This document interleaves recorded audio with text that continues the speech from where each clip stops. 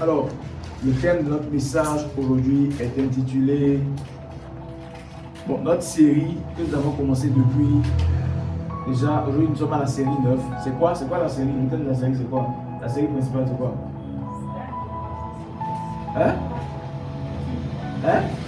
J'ai pas entendu. À haute voix.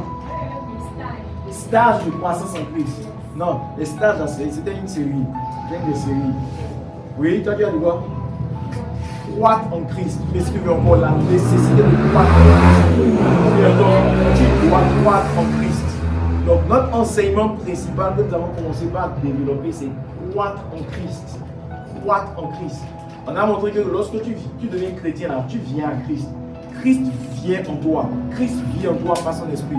Mais maintenant, ce n'est pas fini. Ça ne s'arrête pas là. Ça ne s'arrête pas à aller à l'église. Il faut croître. Il faut grandir. On a vu les stages de croissance. On a vu les signes d'un chrétien qui est mature. On a vu les signes d'un chrétien qui est immature. On a vu les 5 raisons pour lesquelles nous devons croître. Quels sont les avantages qu'il y a dedans. Et on a commencé par voir maintenant comment on peut croître en Christ de façon pratique. Et c'est là que nous avons parlé de marcher selon l'esprit. Et nous avons donné 5 façons de marcher, 5 raisons, mais 5 choses que nous devons faire pour marcher selon l'esprit de Christ. Aujourd'hui, nous voulons continuer ce que nous avons commencé le dimanche passé. Contemplons Jésus-Christ, CJC. Donc le thème de l'enseignement d'aujourd'hui, c'est Contemplons Jésus-Christ. Série numéro 9.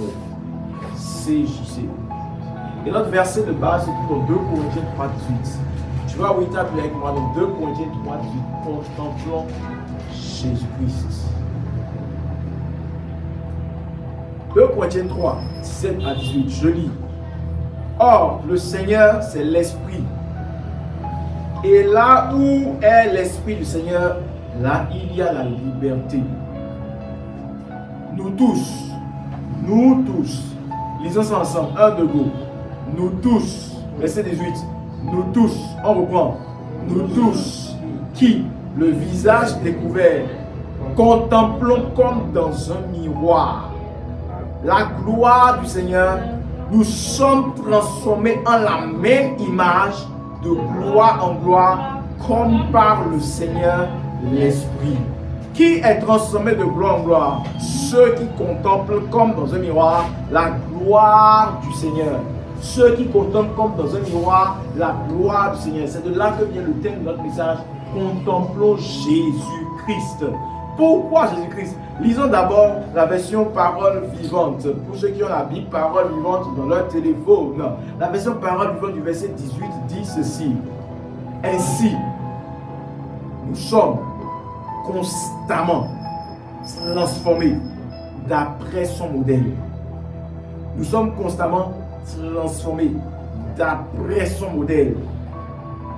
Or, c'est sans voile, le visage découvert, que nous tous, nous contemplons dans un miroir la gloire du Seigneur. Ainsi, nous sommes constamment transformés d'après son modèle pour lui ressembler davantage de jour en jour et en refléter une image toujours plus fidèle.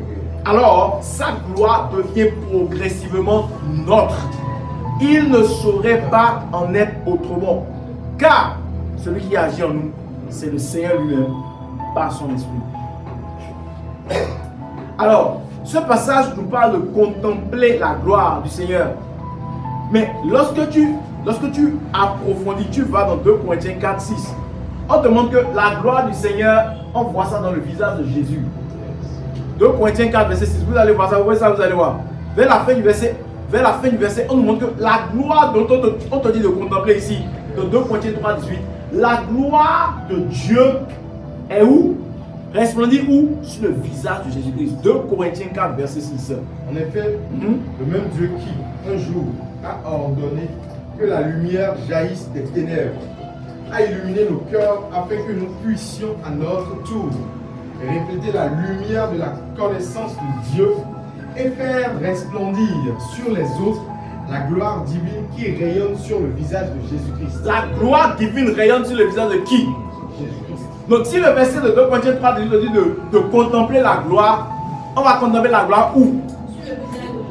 Donc, autrement dit, contempler la gloire du Seigneur revient à contempler Jésus-Christ. Donc, dans ce passage, il s'agit ici de Jésus-Christ. Donc, nous avons pu voir que dans 2 Corinthiens 4, 6, on nous montre que la gloire qu'on nous demande de contempler dans 2 Corinthiens 3, c'est Jésus, c'est sur le visage de Jésus-Christ. Donc, autrement dit, qui nous contemplons? Jésus-Christ. Amen. Alors, que veut dire contempler? Que veut dire contempler? Lorsque vous regardez le mot grec, ou bien si vous avez la Bible, vous faites appui long, vous allez voir le mot grec, j'ai oublié comment ça se dit, katotrizomai. Katotrizomai, on dirait par les langues. Katotrizomai. Ça évoque l'idée de fixer le regard sur quelque chose pendant longtemps. Contempler, c'est pas seulement regarder une fois. On te dit de contempler Jésus-Christ. Maintenant que tu es devenu chrétien, contemple Jésus-Christ. Contemple. Que veut dire contempler? C'est-à-dire fixer les regards pendant longtemps sur quelque chose. Ça veut dire quoi? Observer la chose avec attention. Ça veut dire quoi? Admirer. Contempler. C'est différent de regarder. Contemple la belle dame là. S'il te plaît, contemple ta femme, je vais voir. Contemple ta femme. Regardez comment il contemple sa femme. Regardez comment il contemple sa femme. Vous voyez, il regarde avec attention, admiration, joie. Regardez, contempler veut dire regarder avec admiration. Ça veut dire considérer continuellement jusqu'à en être marqué par ce que l'on voit. Et on te dit, contemple Jésus-Christ. Contemple Jésus-Christ. Dis à ton voisin, contemple Jésus-Christ. Contempler Jésus-Christ veut dire étudier sa personne, passer du temps sur sa personne jusqu'à ce que quelque chose soit marqué en toi.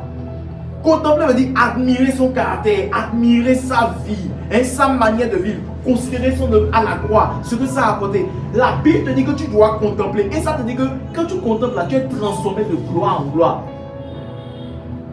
Donc la raison pour laquelle beaucoup viennent à l'église et ne sont pas transformés de gloire en gloire, c'est parce qu'ils ne prennent pas du temps pour contempler l'homme. Ils ne prennent pas du temps pour contempler Jésus-Christ. Et toi, qui contemples-tu? Aujourd'hui, qui est contemplé? Quand tu viens à l'église, c'est pour faire quoi? C'est pour prier seulement, avoir les bénédictions. Qui est contemplé aujourd'hui dans nos églises? Qui est contemplé? Je te pose la question. Qui est contemplé dans nos églises aujourd'hui? Dans nos assemblées, qui est-ce que nous contemplons? Qui est-ce qui est le centre? Qui? Les bénédictions. Le mariage. Le travail. Qui est-ce que nous contemplons dans nos églises aujourd'hui? Qui est contemplé? Qui est vu? Le pasteur. Ah mon pasteur. Ah mon daddy. Ah mon daddy. Est-ce que c'est Christ qui est contemplé? Les prophéties. Dans nos églises aujourd'hui, les prophéties, paroles de connaissance. Les gens peuvent venir à l'église, paroles de connaissance. Pasteur, il n'y a rien pour moi, n'est rien pour moi, prophétie. Dans nos églises, c'est le monde des ténèbres qui est contemplé. Qui est en miséricorde. Miséricorde. On ne peut pas faire un mois sans parler du monde des ténèbres. Koi. On ne peut pas. Les sorciers ont fait ci. Arrêtons de faire l'apologie de Satan. Satan est si fort.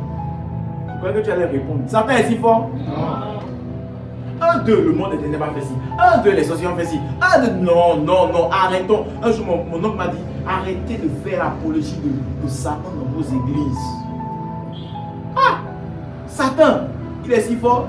Jésus-Christ est plus fort que lui. Jésus-Christ est plus fort que lui. Parlons de Christ qui est plus fort. Regarde, quand tu parles de celui qui est plus fort, beaucoup là. Quand on voit le faible là, ça ne va pas. Non. L'église aujourd'hui n'est plus focalisée sur le Christ. Le Christ n'est plus le centre des prédications aujourd'hui. Jésus n'est plus au centre. Et je ne dis pas ça pour blâmer, c'est une remarque. Je ne sais pas si toi aussi tu as fait la remarque avec moi. Aujourd'hui là, Christ n'est plus prêché. La vie de Christ n'est plus au centre de nos prédications.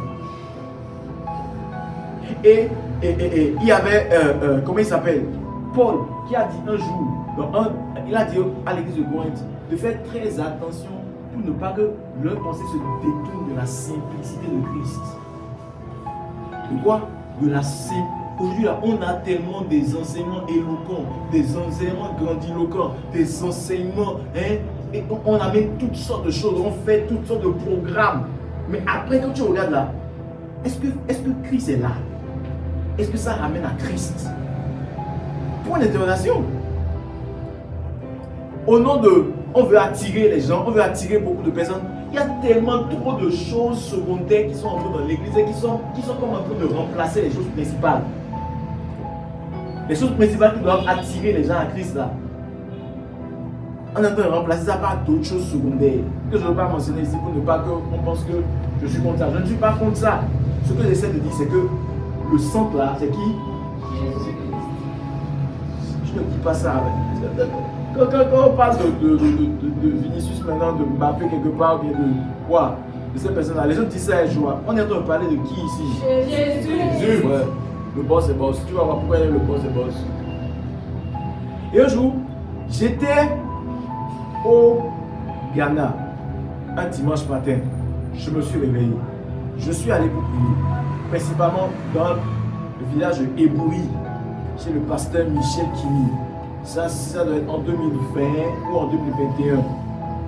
Pendant que j'étais en train de prier, j'avais un truc pour noter, j'avais un carnet de notes. Parce que je me suis dit que une des manières de montrer à Dieu que tu veux qu'il te parle, c'est de garder un cahier. Il voit que tu as la foi, tu attends qu'il dise quelque chose. Oui, c'est ça la prochaine fois qu'on va si Dieu va pas te parler. Si des trucs on va venir. J'étais là seulement. Et il va me dire, je cherche des disciples. J'ai quand même pas écrit, j'ai écrit. Je suis à la recherche des disciples. Je dis, oh, je cherche des disciples. Mais je ne trouve pas. Je dis, comment ça? Honnêtement, ça me paraissait bizarre quand j'écrivais. Et je me posais la question, comment? Et il dit, là-bas dit, malheureusement, les enseignements que mon peuple écoute aujourd'hui ne font pas d'eux des disciples. J'ai dit, j'ai écrit ça. Les enseignements que mon peuple aujourd'hui écoute ne font pas d'eux des disciples. Combien d'enseignements les gens écoutent et ils ont envie de se rapprocher de Christ. Ils ont envie de ressembler à Christ. Ils ont envie de prier davantage. Ils ont envie d'être transformés. Il y en a peu. J'ai écrit. Et la voix continue. Je dis, tu es sûr? La voix dit, va maintenant sur YouTube. Prends tous les enseignements qui ont été prêchés aujourd'hui. Et voici sur 20. Combien de ces enseignements amènent à Christ, amènent à la vie de Christ? Combien de ces enseignements font de Christ au centre? Là, le jour là, j'ai fini très attristé. Très attristé. Les autres choses qu'on prêche à l'église sont importantes. Mais il ne faudrait pas que ça détourne l'attention de Christ. Parce que celui que nous devons contempler, c'est Jésus-Christ. Et je vais vous montrer maintenant pourquoi nous devons contempler Jésus-Christ. Pourquoi on ne dit pas contemple ton pasteur?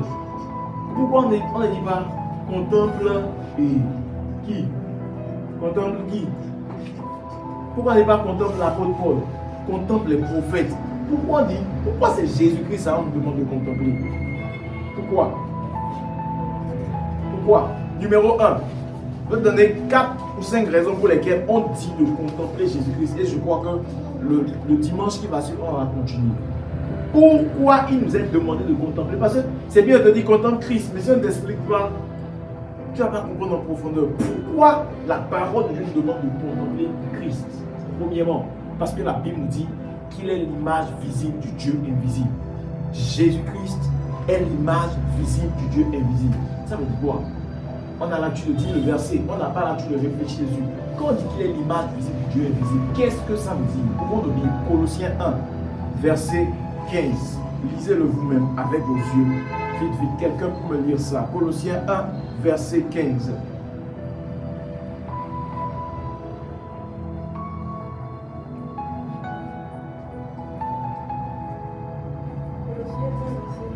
Oui. Ce Fils, il est l'image du Dieu. Ce Fils, il est l'image du Dieu Que nul ne voit. que nul ne voit. Donc le premier-né de toute création. Donc le premier-né de toute création. Il a la primauté sur toute création. C'est bon, ça me va. Il a la primauté. Donc, ce que je veux, la partie que je veux d'abord là, c'est image. Il est l'image visible du Dieu invisible. Pourquoi on parle de ça et comment est-ce que ça m'a fait? Quand on dit que Jésus est l'image visible du Dieu invisible, en quoi ça affecte ma vie? Pourquoi je dois le contempler? En quoi ça affecte ma vie? C'est ce que nous allons voir maintenant. Il a dit, Jésus a dit, celui qui m'a vu, a vu le. Donc il dit que je cherche pour le Père. Si tu m'as vu là, tu as vu le Père. D'accord? On dit qu'il est l'image. L'image c'est quoi? L'image c'est la. Quand on dit que ça c'est ton image, on prend ta photo, on dit que c'est l'image du pasteur ça. Grâce à mon image, tu vois ma forme, tu vois mes yeux, tu vois ce que je suis. Vrai ou faux? D'une manière ou d'une autre, tu vois comment je me présente. Donc, on te dit ici que Jésus est l'image visible du Dieu invisible. Pourquoi? On va retourner à la création. Lorsque Dieu a créé Adam et Ève, pourquoi Dieu avait créé Adam et Ève? Pourquoi? Genèse 1. Ouvrez vos Bibles. Allez-y vite. Genèse 1, 26, 27. Pourquoi? Parce que pour comprendre, on dit que Jésus est l'image invisible. On a souvent dit ça, mais on ne comprend pas ça en profondeur. Pour comprendre ça en profondeur, il va falloir retourner à la création, le projet initial de Dieu. Pourquoi Dieu avait créé Adam et Ève? Dieu dit. En haut, donnez-lui le micro. Dieu dit. Oui. Faisons l'homme à notre image, selon notre ressemblance, pour qu'il domine sur les poissons de la mer. Faisons l'homme. Vous voyez l'ordre de succession. Faisons l'homme à notre image, selon notre ressemblance. Avant même de parler de domination, pour qu'il domine, pour qu'il se multiplie, pour qu'il devienne fécond, Dieu a parlé de quoi? Image. Vous voyez ça? Dieu a parlé de quoi? Image. Dieu a parlé de quoi? Ressemblance. Avant même de parler de toute forme de multiplication. L'idée maîtresse de Dieu lorsqu'il créait l'homme, c'était de voir son image. C'était de voir quelqu'un sur la terre qui le représente. C'était de voir quelqu'un sur la terre qui manifeste son règne. Dieu est dans les cieux, mais il voulait que sa nature, son caractère et son règne soient visibles sur la terre à travers l'homme. C'était l'idée initiale de Dieu. Donc, l'objectif premier de tout être humain ne devait pas être je veux de l'argent. Parce que pourquoi Dieu t'a créé? Regardez, c'est ça, c'est là et c'est clair. D'abord, la raison pour laquelle Dieu m'a créé, le but majeur, quand Dieu a réfléchi, il a voulu créer un homme là, son intention était d'avoir sur la terre quelqu'un qui lui ressemble, quelqu'un qui est à son image. C'était ça son intention. Donc, normalement, ton but premier devait être de ressembler à Dieu. Aujourd'hui, le but majeur des gens, c'est d'avoir de grands diplômes, c'est d'avoir quoi? Et de grandes maisons, d'avoir de grandes voitures, de faire de grandes études, d'avoir un bon mariage. C'est ça ton but premier. Ou bien, bâtir une grande carrière. Non. Ne mettons pas la charrue avant les bœufs. La première raison pour laquelle tu as été créé, c'est pour représenter Dieu. Et donc, ça fait que tu peux avoir tous les biens de ce monde. Tous les biens de ce monde. Si tu ne vis pas pour le but, tu ne seras jamais heureux. Le poisson a été fait pour vivre dans l'eau. Non? Si on le met dans l'air, on lui dit de commencer par voler. Il a la grâce de voler, il a la grâce de rentrer dans l'avion, dans tous les avions qu'il faut. Il voyage dans tous les avions du monde. Hein? Il est dans les avions. Il sera à l'aise. Pourquoi? Parce qu'il a été créé pour vivre dans l'eau et nager dans l'eau. Parlons maintenant de l'oiseau. Dans la mer, au fond des océans, il y a des trésors qui y sont cachés. En tout cas, c'est ce que les films nous montrent. Il y a des trésors et tout ça là. Supposons que l'oiseau a la grâce de rentrer en mer, au fond des océans. Un jour, il a une grâce extraordinaire de rentrer en mer. Il trouve des trésors, il devient riche. Il sera heureux. Hein? Donc, de la même manière, l'homme peut posséder tout l'argent du monde. Mon ami, tu peux posséder tout l'argent du monde. Tu peux être le follower le plus suivi au Bénin. Tu peux avoir le plus grand nombre d'abonnés. Tu peux avoir OneIsBet, gagner des millions dans OneIsBet comme quelque chose. Tu peux avoir tout l'argent de ce monde. Mon ami, si tu n'es pas là où Dieu te veut, si tu n'es pas en train de réaliser le but de Dieu pour ta vie, tu n'auras jamais la paix. Jamais. Mais vous ne voyez pas aujourd'hui, hein? Malgré leur réussite, il y a tant de personnes aujourd'hui. Ils ont tout, mais tu continues de voir qu'ils sont vides quoi. C'est comme si tu les regardes. Il a quoi? Il a tout l'argent, il a les followers, il a une star. Mais pourtant, c'est lui qui se drogue. Il se drogue pourquoi? C'est lui qui fume. C'est lui qui couche de fille en fille. C'est lui qui est là, il se saoule. Pourquoi? Il y a un vide. Il y a un vide. Il y a un vide. Il y a un vide. L'homme a été créé à l'image de Dieu pour refléter son caractère. Et c'est lorsqu'il vit conformément à cette vocation qu'il commence par trouver de l'épanouissement au fond de lui. Donc notre but majeur en fait, c'est de manifester l'image de Dieu et sa ressemblance. Est-ce que dans ta boutique, est-ce que là où tu es, là où tu vis, dans la sphère dans laquelle tu es, dans le domaine dans lequel Dieu t'a mis là, est-ce que tu le représentes? Est-ce que tu le représentes? Est-ce que tu manifestes son image? Est-ce que tu es à sa ressemblance? Donc, on est d'accord que le but majeur de Dieu c'était quoi? Voir l'homme, le représenter, manifester son image. Mais non, il a fait le test avec un échantillon qu'on appelle Adam. Et certains disent Adam. Malheureusement, l'échantillon n'a pas pris. Mais comment on dit ça? Les gens qui travaillent au labo. Le premier test, si l'échantillon a échoué, et quand ça a échoué, ça a affecté tous qui sont sortis de cet échantillon. Lorsque Adam avait l'esprit de Dieu en lui, Adam était immortel. Adam avait l'esprit de Dieu en lui, l'eau dit. Il n'y avait pas de prière, de jeûne dans tous les sens. Matin, Dieu était avec lui, soir, Dieu était avec lui. Maintenant, le problème de Dieu, c'est que Dieu lui a donné, c'est pas le problème, mais Dieu lui a laissé le libre arbitre. Et il allait faire le contraire, l'opposé de ce que l'esprit de Dieu le conduisait à faire. Et qu'est-ce que cela a créé? Ça a déformé l'image de Dieu. Parce que ce qui donnait la force à l'image de Dieu en lui, la manifestation de l'image de Dieu en lui, c'était l'esprit de Dieu. Donc quand il a péché, quand il a commis l'erreur, l'image a été déformée.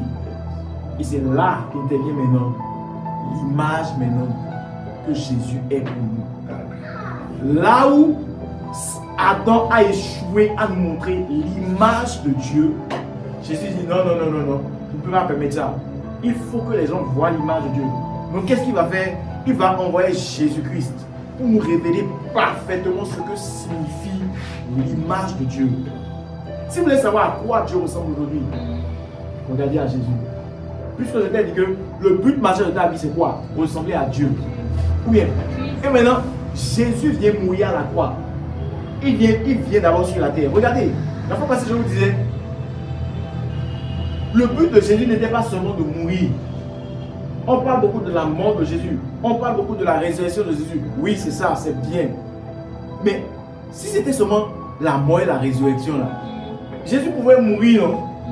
L'histoire nous raconte qu'il n'est pas mort. Il a vécu 30 ans. Il fait 3 ans de mission sur la terre. Donc ça veut dire que l'objectif n'était pas seulement de venir mourir à la croix et le ressusciter. Mais pendant les 3 ans où on a parlé de lui sur la terre, il devait nous montrer la vie de Dieu, les valeurs du royaume de Dieu. C'est pour cela qu'il a vécu sur la terre, dans le but de restaurer l'image qui a été biaisée, de Dieu là. C'est pour ça que Jésus est venu. Et après, il est mort pour crucifier la nature du péché en nous. Pour crucifier, le but de la mort de Jésus, c'était très prophétique. Ce n'est pas seulement il est mort, il est mort pour crucifier la nature du péché dans la nature humaine, dans l'homme. Et quand il a crucifié cela, il devait ressusciter maintenant pour maintenant nous donner l'esprit que Adam avait perdu. Et cet esprit-là maintenant va nous capaciter à vivre selon le modèle que Jésus a montré sur la terre. Je ne sais pas si tu comprends. Donc, Jésus revient maintenant sur la terre pour nous montrer l'image parfaite de Dieu. Donc comme je le disais, la mort de Jésus était indispensable à notre rédemption. Mais toute sa vie terrestre faisait également partie de cette mission, de sa mission sur la terre. Par ses paroles, par ses actes, par chacune de ses attitudes, il est venu révéler le Père. Donc, durant toute sa vie, pendant ces années de ministère, Jésus a manifesté le caractère de Dieu et le royaume de Dieu. Donc, on ne peut pas parler de Jésus, parler de sa mort, parler de sa résurrection et négliger sa vie, banaliser sa vie. Et j'ai comme l'impression que c'est un peu ce qui est en train de se passer de nos jours. Et c'est pourquoi on ne voit pas de transformation. Christ n'est plus prêché. La vie de Christ n'est plus prêchée. Christ n'est plus le centre. Amen. Amen. Donc, si le but de ma vie est de refléter l'image de Dieu et que Jésus est maintenant l'image visible du Dieu invisible, le but de ma vie maintenant doit être de ressembler à Jésus. Amen. Amen. Pourquoi? Parce que Jésus est le restaurateur de l'image biaisée que Adam a donnée à l'humanité de Dieu par le péché. On se comprend? Donc pourquoi nous devons contempler Christ? Parce qu'il est venu restaurer l'image qui a été perdue en Adam. On est d'accord? On se comprend? On peut continuer? Alors, numéro 2, bien, grand B, bien, bon, tu notes ça comme tu veux. Pourquoi est-ce qu'on nous demande de contempler Christ Jésus? Et je t'encourage de noter et d'aller réécouter et d'aller analyser, d'aller étudier. Il ne faut pas seulement écouter ici aujourd'hui. Après là, toi-même va, écoute ça, réfléchis, pose-toi des questions, analyse, écris. Parce qu'en réécoutant, en prenant note, en réécoutant, en relisant tes notes là, le Saint-Esprit va t'amener en profondeur de cette explication. On avait là, tu dis contempler, contempler, mais on n'expliquait pas pourquoi on devait contempler. Numéro 2, la Bible nous dit sur Jésus, Hébreu 1, numéro 3. Hébreu 1, verset 3. Lisez-moi ça. Quelqu'un n'a qu'à prendre le micro et nous lire ça. Hébreu 1, verset 3. Or, vous avez le verset avant que je ne donne le point. Pourquoi est-ce qu'on dit de focaliser notre attention sur Jésus-Christ? Hébreu 2, verset 3. Oui. Ce Fils, qui est le rayonnement de sa gloire. Ah non, mais c'est bien là, je vais expliquer. Le Fils Jésus-Christ. Dans la version, lui, c'est comme ça, il est le reflet de la gloire de Dieu. Il est Jésus-Christ, est le reflet de la gloire de Dieu. Continue. Bon, arrête-toi là d'abord. B. Pourquoi est-ce que c'est Jésus que nous devons contempler? Parce que Jésus-Christ est le reflet de la gloire de Dieu. Jésus-Christ est le reflet de la gloire de Dieu. Jésus-Christ c'est quoi? Que veut dire reflet? Le mot grec traduit ici veut dire rayonnement. Il est le rayonnement de la gloire de Dieu. Ou bien encore, l'éclat qui émane de Dieu. Donc, Jésus est comme les rayons qui sortent, un peu comme les rayons qui sortent du soleil. Est-ce qu'on peut séparer le soleil de ses rayons? Hein? On peut séparer les éclats d'une lampe, de la lampe. Hein? De la même façon, on ne peut pas séparer Jésus de la gloire de Dieu. Jésus est le reflet de la gloire de Dieu. Qu'est-ce que cela veut dire? Quand on parle de gloire, qu'est-ce que gloire veut dire? Le mot gloire vient du mot grec doxa. Doxa. En grec, gloire veut dire doxa. D-O-X-A. Ça veut dire puissance. Ça veut dire splendeur. Ça veut dire majesté. Donc, qu'est-ce que Jésus est le reflet de la gloire de Dieu là? Ça veut dire quoi pour nous? Ça nous renvoie à la manifestation visible de la puissance. C'est-à-dire que Jésus n'est pas seulement l'image. Hein? Jésus ne nous montre pas seulement qui Dieu est. Mais quand tu regardes Jésus-Christ, tu vois le rayonnement de l'éclat, la manifestation visible de la puissance de Dieu. Tu as vu ça dans Bouddha? Hein? Vous n'avez jamais vu la manifestation de la gloire de Dieu dans Bouddha? Vous avez vu ça dans Mohamed? Mais comment il s'appelle? Vous avez vu ça? On dit il est le rayonnement de la gloire. Il renvoie, ce reflet de la gloire renvoie la manifestation visible de la présence de Dieu en action sur la terre. Donc Jésus ne priait pas seulement, Jésus n'enseignait pas seulement, mais Jésus a démontré la puissance du royaume. C'est pourquoi tu dois l'étudier. C'est pourquoi tu dois le contempler. Toi, tu as déjà entendu qu'un homme a marché sur les eaux? Dis-moi. As-tu entendu qu'un homme a marché sur les eaux? Je ne parle pas de technologie. Ceux qui font maintenant la technologie, tu peux voir quelqu'un marcher. As-tu déjà vu quelqu'un qui a marché sur les eaux? Jésus est le reflet de la gloire de Dieu. Il a non seulement marché sur les eaux, il a fait marcher quelqu'un d'autre. Il a fait. Je te parle de Jésus-Christ, l'homme le plus mystérieux du monde. que Nicolas Sarkozy a dit, si j'ai l'occasion de dîner avec quelqu'un, je dînerai avec Jésus-Christ. Parce qu'en 3 ans, il a créé un chamboulement dans le monde. En 3 ans, il a créé un impact incroyable. Il est le reflet de la gloire de Dieu. Je te parle de Jésus. Jésus a ressuscité un mort qui était décomposé. 3 jours après, il était, imagine, quand un animal meurt à côté de toi, quelques minutes après, tu vois comment il est, non? On dit que Lazare est mort 3 jours. Il s'est arrêté, il a attendu. Le corps était déjà, sa santé, tout ça. 4e jour, il arrive. Sors. Sors. Tu as déjà vu ça quelque part? Tu as vu? On ne peut pas comparer Jésus avec on dit la tradition, la culture. Non, laissez-moi ce truc-là. Combien parmi eux ont ressuscité un mois après 4 jours? Ils n'ont qu'à venir parler. Jésus est le reflet de la gloire de Dieu.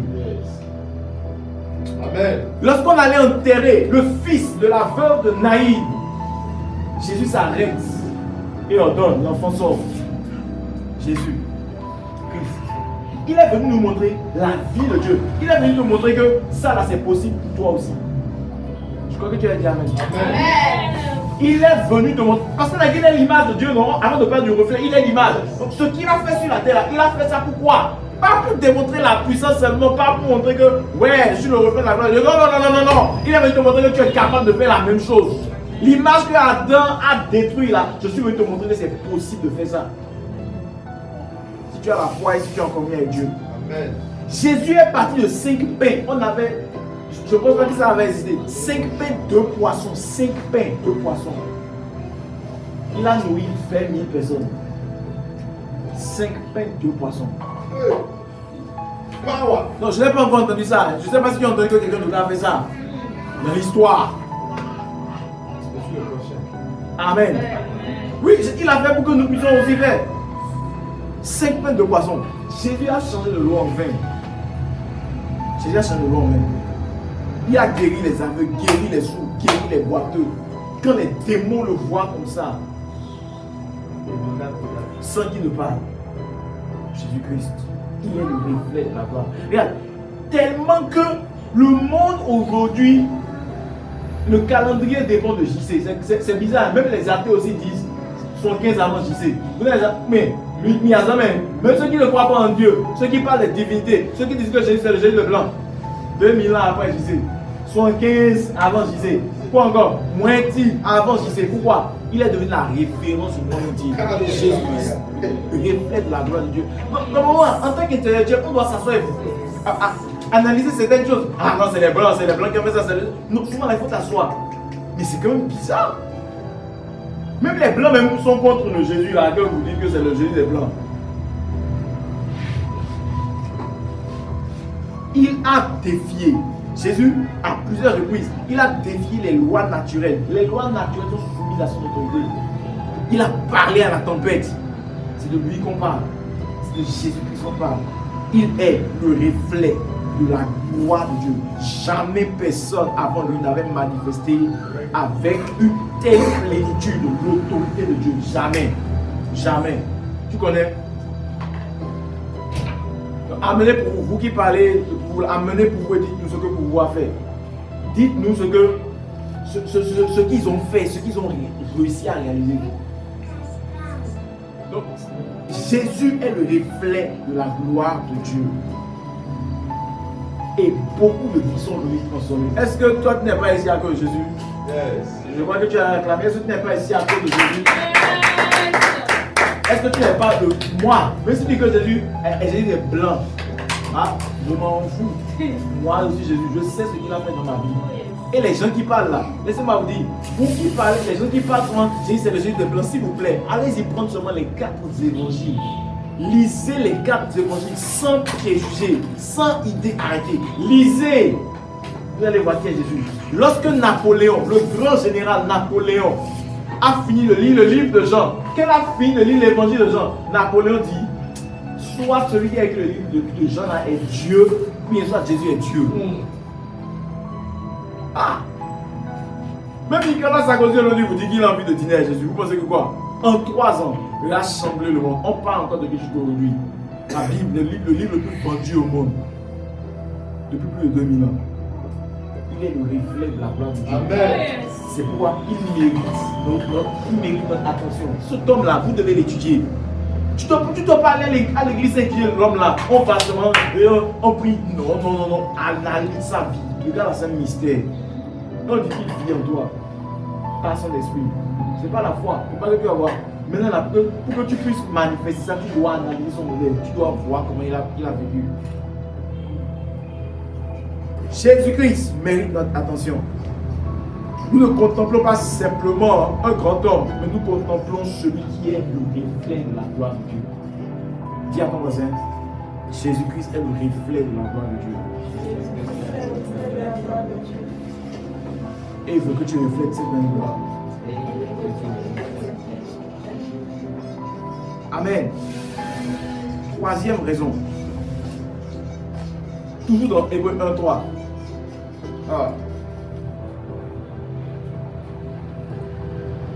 Hébreux 1:3, lisez.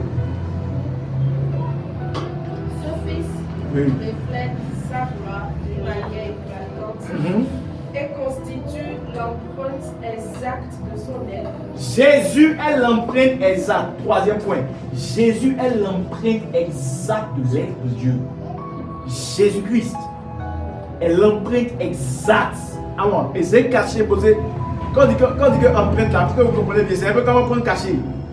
On prend caché de plomberie, quoi. Et on cachette comme ça. La même chose qui est sur le cachet là, tu vas voir ça. Bang, bang, bang, sur le truc. La même chose, identique. Jésus est le sceau de Dieu, l'empreinte de Dieu. C'est-à-dire qu'il te montre le cas. Regarde, là même, le mot empreinte, vous savez ce que ça veut dire en grec? Hein? Cliquez dessus, vous allez voir. Ceux qui ont vu son.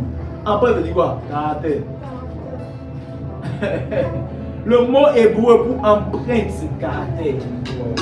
Jésus-Christ est le caractère de Dieu. Caractère. Donc c'est en Jésus-Christ qu'on nous voit le caractère de Dieu. Tu parles de Dieu, Dieu. Quelqu'un m'a dit, est-ce que tu connais Dieu? Tu n'as jamais vu Dieu? Non, je n'ai pas vu Dieu, mon ami, mais j'ai vu Jésus. J'ai vu Jésus dans la bouche. Et je crois dans mon esprit que c'est vrai. Parce que si ce n'était pas vrai, voyez combien d'années ça a duré.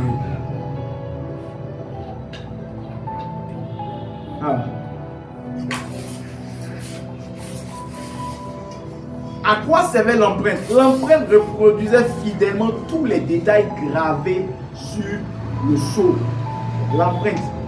Les détails gravés sur le cachet là. C'est à ça que servait l'empreinte. L'empreinte. Amen. Amen. Donc Jésus est l'empreinte de Dieu, veut dire que Jésus nous révèle la nature même de Dieu. L'image de Dieu montre qui Dieu est, n'est-ce pas? Le reflet de Dieu répond à la question de comment la gloire de Dieu se manifeste. Mais l'empreinte montre quelle est la nature de Dieu.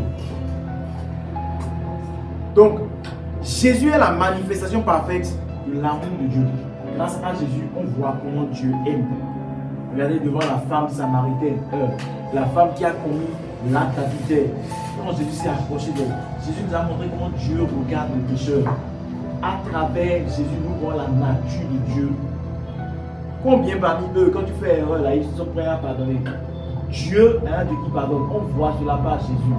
Les autres dieux que les gens servent là, combien parmi eux pardonnent? Et vous regardez là, combien parmi eux pardonnent? Combien? Ah. Ils ne connaissent pas l'amour. Ils ne connaissent même pas l'amour. Jésus est venu nous montrer l'amour de Dieu pendant que les autres définitions que les gens servent ne connaissent même pas l'amour. Tu fais erreur, on finit avec toi. Tu vas aller tester, tu vas voir. Tu fais erreur, on ne te pardonne pas. Regardez les autres frères là. Eux là même ils tuent carrément. Au Nigeria, regarde ce qui se passe. Ils tuent les gens de la religion. Quel Dieu? Jésus ne nous a pas montré ça. Jésus nous a montré de l'amour. Jésus nous a montré que Dieu pardonne. Grâce à Jésus, nous avons vu comment Dieu fait compassion. Nous avons vu comment Dieu accorde la miséricorde. Grâce à Jésus. Quand nous voyons Jésus, Jésus aime ses ennemis. Il donne de l'amour à ses ennemis. Nous voyons que Dieu aussi aime les ennemis. Et il veut qu'on aime nos ennemis. Jésus est l'empreinte qui montre le caractère de Dieu. Comment Jésus accueillait les pécheurs? Jésus mangeait les pécheurs. Ça demande que tu découvres la grâce du Père dans la façon dont Jésus traitait les pécheurs. Nous aujourd'hui là on est très saints, on ne peut même pas poser un instant avec certaines personnes. Parce qu'elle est très sainte. Elle est plus sainte que Jésus. Jésus s'asseyait manger avec les douaniers qui volaient là. Je ne parle pas des douaniers, je parle de la Bible. Je parle de la Bible. Pas que les gens disent que les collecteurs d'impôts dans la Bible, Jésus mangeait avec eux, il savait qu'ils volaient. Le truc là n'a pas commencé aujourd'hui. Il savait qu'ils volaient. Il savait qu'ils volaient. Mais il s'assied avec eux. Regardez la femme prostituée qui est venue vers elle, et vers Jésus. Jésus lui a donné de l'amour. Donc quand on regarde Jésus, on voit l'amour de Dieu manifeste. Nous voyons comment Dieu pardonne. Nous voyons comment Jésus est venu servir avec humilité. À travers cela, nous voyons comment Dieu, nous voyons l'humilité de Dieu. C'est pourquoi il dit, celui qui a vu, celui qui m'a vu, a vu le... Voilà. Donc numéro 1, Jésus est quoi? L'image visible du Dieu invisible. C'est toute la vie de Christ par cœur. Verset Colossiens 1, verset... C'était quoi? L'image visible du Dieu invisible. Jésus est l'image du Dieu invisible. 2 Corinthiens. Vous êtes sérieux? Colossiens 1,15. Numéro 2. Il est. Verset. Hébreux 1,3. C'est ça? Oui, yes. Maintenant, dernier point. Puis avant de dire, il est l'empreinte de Dieu. Le sceau caché de Dieu. Voilà pourquoi c'est lui qu'on aime contempler. Là que tu ne contemples pas. Qui toi tu contemples? Qui nous contemplons? Mais quand on commence à regarder une fois, 2 fois, et puis basta. Pourquoi nous devons le contempler? Dernière raison. Et on va s'arrêter là. Romains 8, verset 29. Romains 8, verset 29. Pourquoi nous devons contempler Christ Jésus? Yeshua.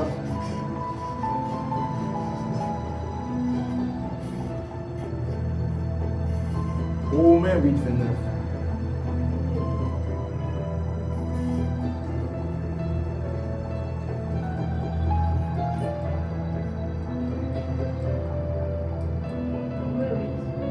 Verset 29.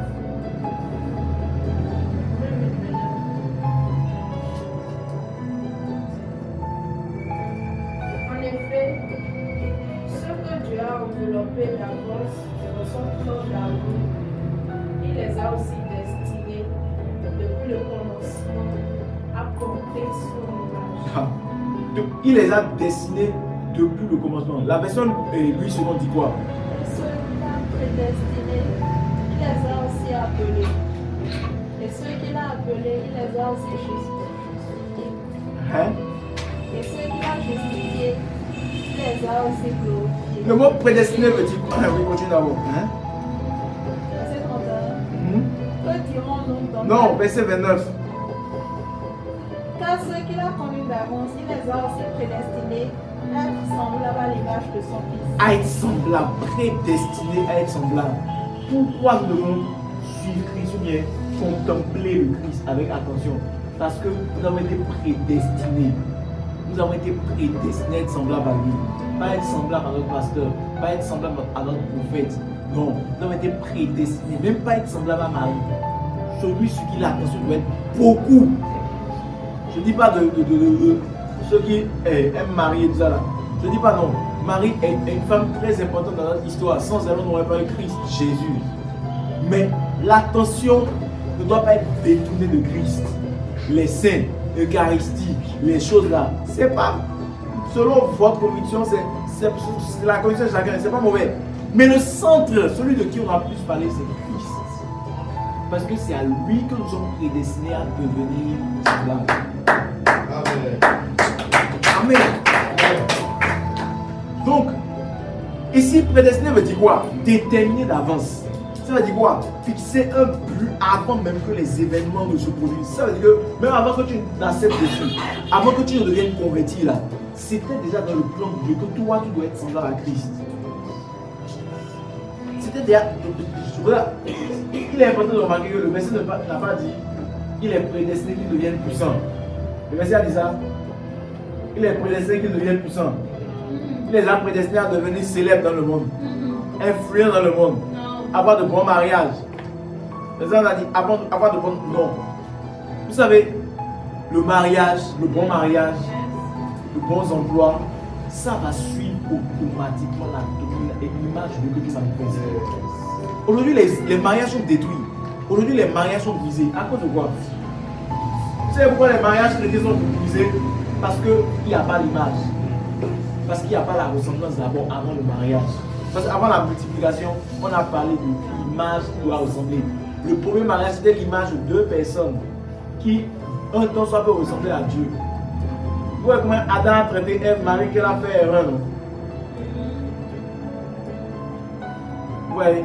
Il a quand même pris sa femme, même s'il a dit à Dieu, c'est pas la femme que tu m'as dit à faire ça. Il a quand même pris sa femme et ils sont allés ensemble. Ils n'ont pas divorcé. C'est parce qu'ils n'ont pas divorcé qu'on est ici. Mais toi, tu veux divorcer. Divorce n'est pas un programme. On dit ça à ton voisin. Et je prie que Dieu t'accorde la grâce de bien te marier. Amen.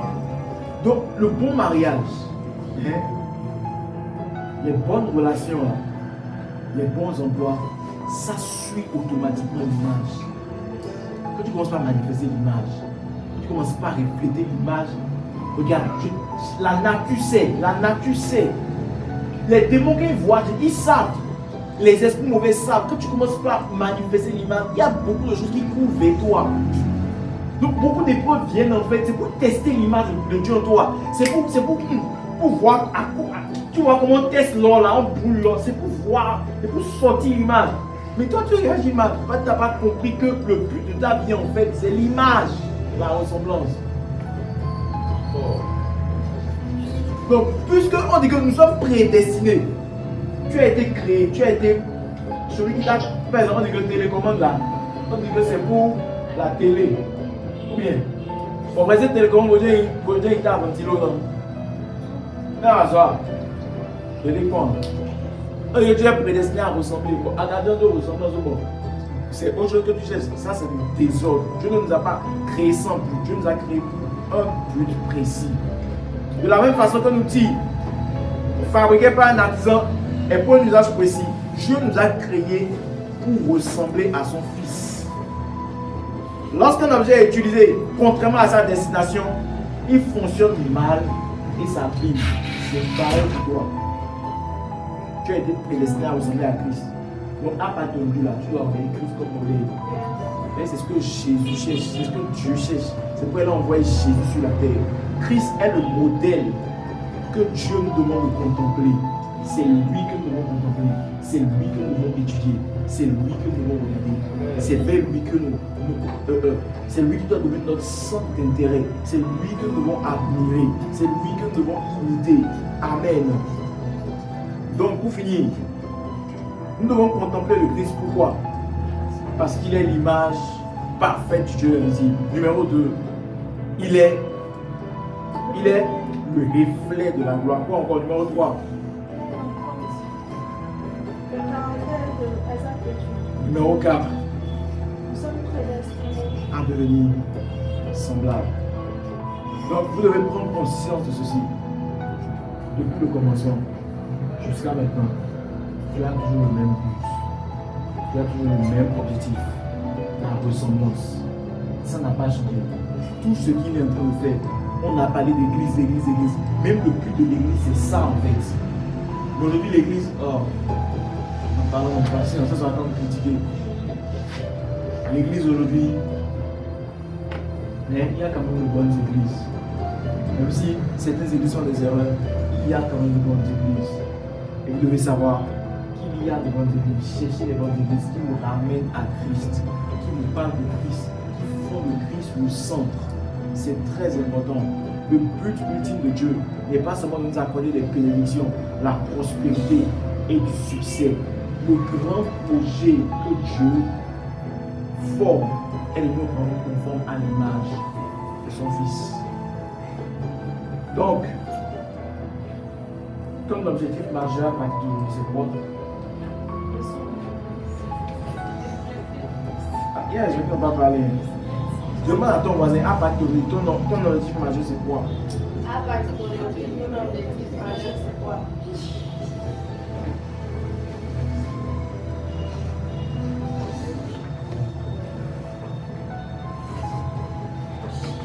Amen. Donc, puisque c'est ça l'objectif là, beaucoup d'épreuves vont venir. En fait, c'est pour tester l'image. Et le dimanche prochain, je vous dirai, je ne sais pas si le temps va permettre, mais je vais vous montrer ce qui se passe. Non, mais je peux dire, j'ai déjà avisé ici à mon enfant, parce que ce qui se passe, quand tu commences à contempler Christ là, et que quand tu commences pas à contempler Christ, qu'est-ce qui se passe? La version parole de votre me dit clairement. Quand je commence pas à contempler là, quand je commence pas à étudier sa vie, même là, en nous là, tous ensemble on va faire l'exercice, on va faire 30 jours dans les évangiles pour appliquer le message en nous à partir du mois prochain. Faut pas oublier. Donc, quand je commence pas à contempler, c'est un peu comme mon fils Yann. J'entends mon garçon dire des choses que je n'ai jamais appris, on dit ça. Il m'a tellement contemplé. Il m'a tellement contemplé. Que, ouais, quand il me contemple là, intérieurement, là, quelque chose se passe. Mais on ne voit pas encore ça au dehors.